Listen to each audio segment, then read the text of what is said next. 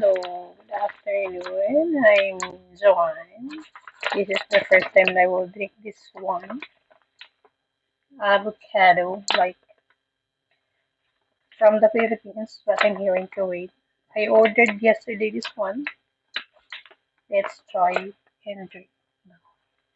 I will try to drink this one. Pero hindi ko pa alam kung ano epekto nito sa akin. Kasi first time kong iinumin ito.